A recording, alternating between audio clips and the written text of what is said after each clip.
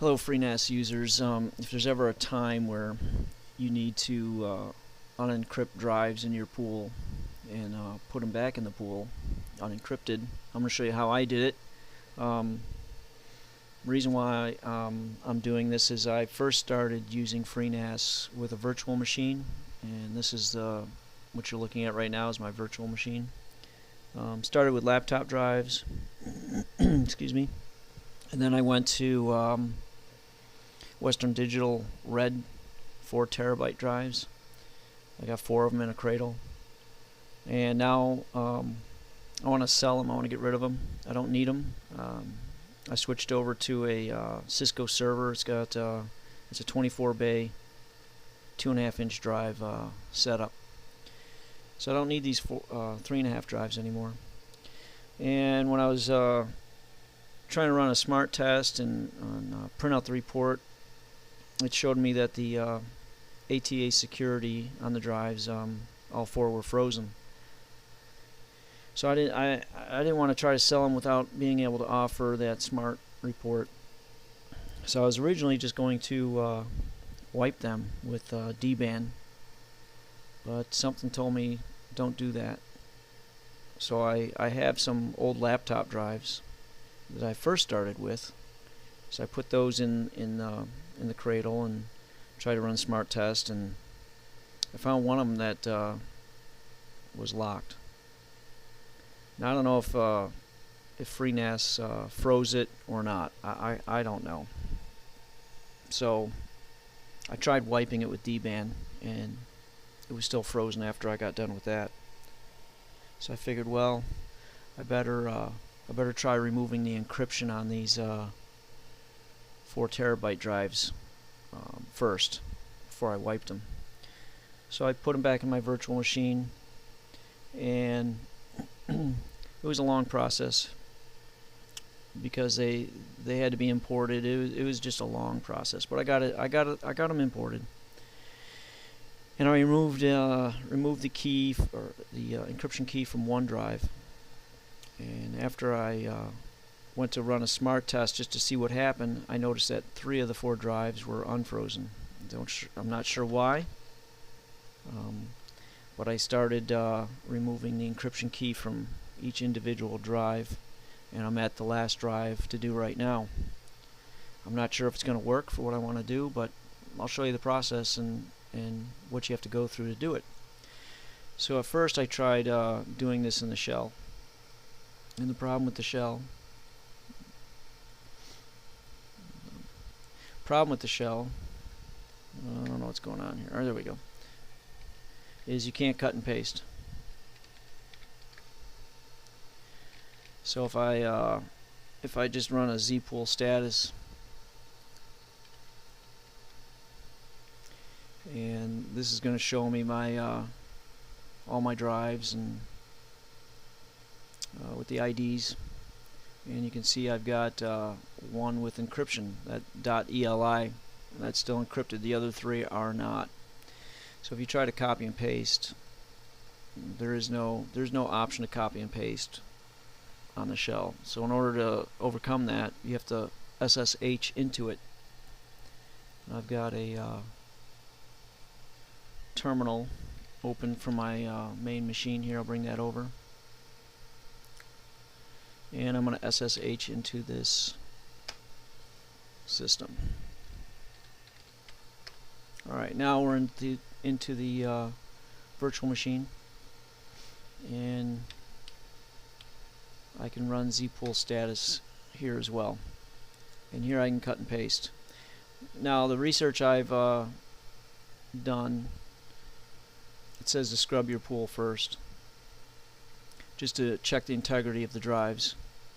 These are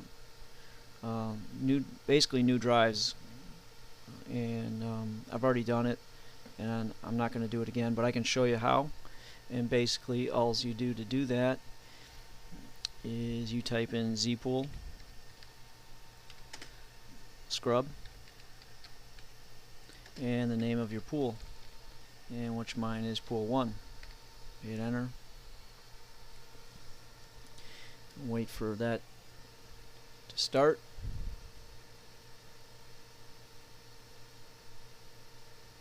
Okay, and we can check the zpool status, and you can see that the scrub is in progress.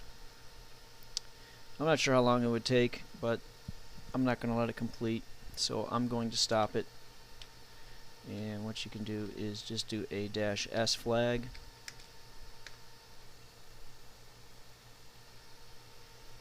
and it's going to stop.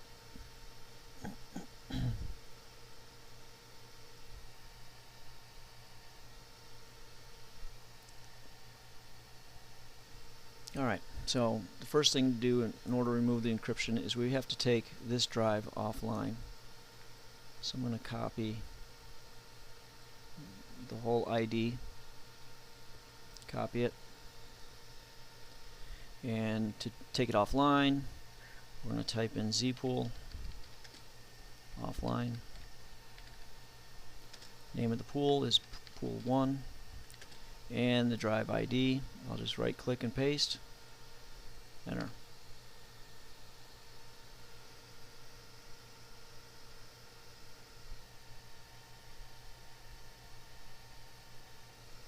If the sound quality is bad on this video, it's because I have this Cisco server running in the background, and it's loud.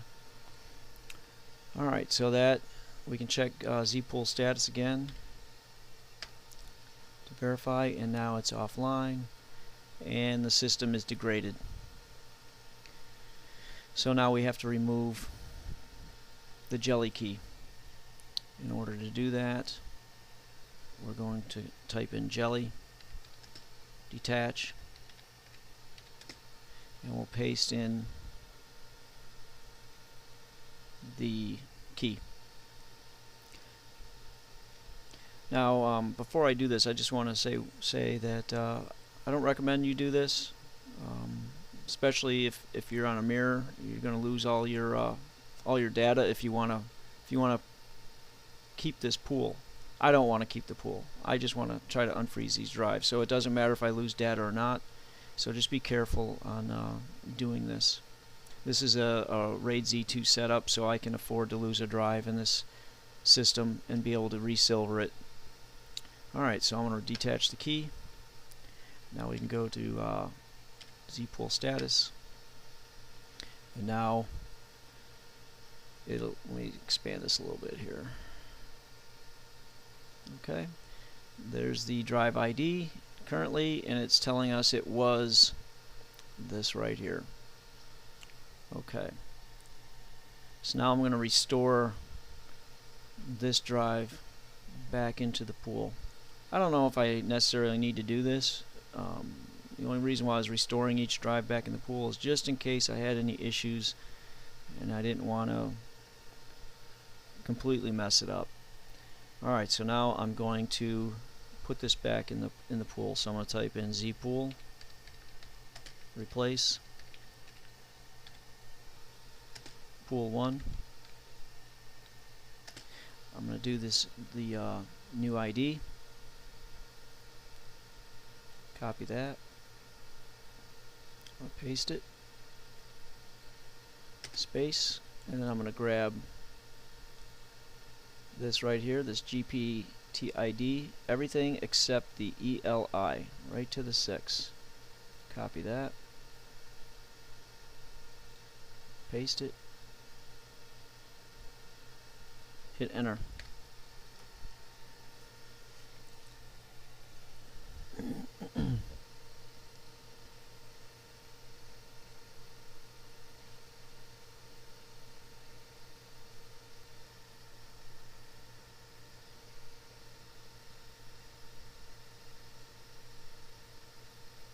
Okay, now we can check the zpool status,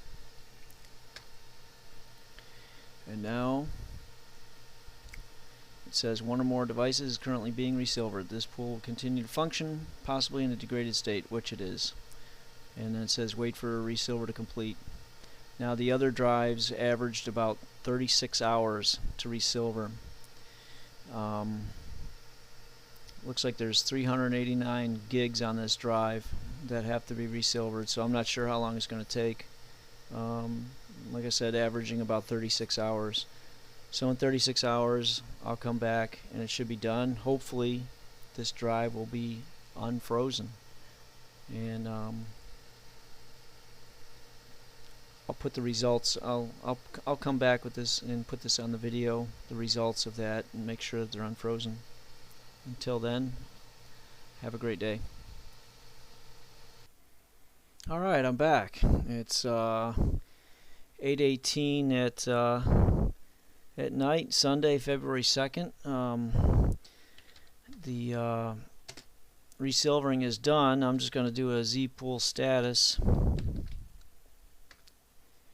And this is saying that it took 1 day, 12 hours and 41 minutes to complete the resilvering process, which is basically 36 hours. So now, as you can see, I have all 4 drives that do not have the .eli extension, so they are all unencrypted. They are all online. So hopefully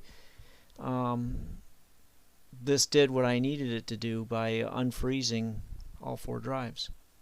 So I'm gonna go check that now, but I gotta pause the video because I gotta take the VirtualBox offline, take it down so I can view these drives on my normal system. I want to pause it. Okay, I took my disconnecting my drives from the virtual machine, and I still have the same problem.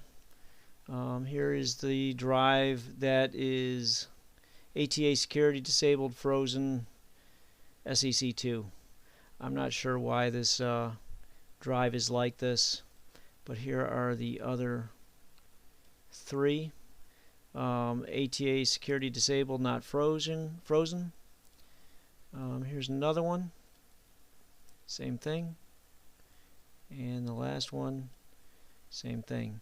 Now, if anybody who's watching this can give me any ideas what I need to do, please contact me in the comments, because I have no idea what to do now, because I would like this unfrozen, and I don't recall ever putting any kind of security on here to password protect these drives.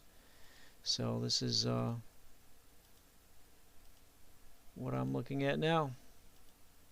Alright, well, that's the end of this video. Hopefully you enjoyed it, learned something. Have a great day. And like I said, if you know anything about this problem I'm having with the frozen drive, please leave me a message on how I might be able to fix it. Alright, thank you.